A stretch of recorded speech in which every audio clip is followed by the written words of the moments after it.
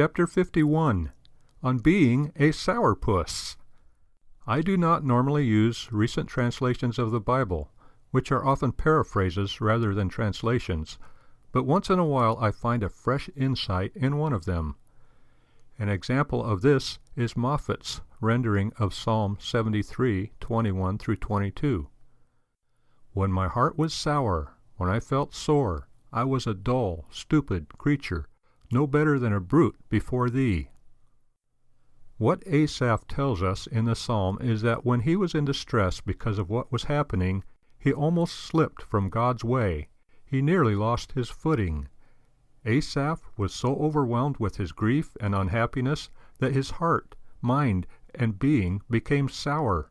In modern English, Asaph says, "I became a sourpuss and a sorehead." This was a way of leaving God, of being far from God. But Asaph came to realize that "they that are far from thee shall perish." Psalm 73:27. Asaph does not say that he had done wrong.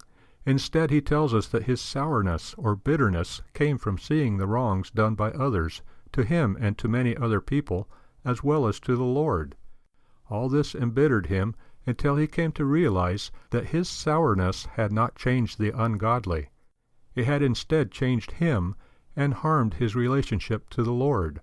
For a time, then, Asaph's godliness had been undercut by his sourness. Years ago, I heard an old pastor say, quote, "There is no such thing as a sour saint," end quote. He made this statement when someone tried to excuse a prominent member whose sourpuss ways were troubling to the church. Are you a sourpuss in your relation to your family, your co-workers, your fellow Christians, and the Lord? Remember, no matter what the cause, being a sourpuss changes nothing, except your relationship to God and to man.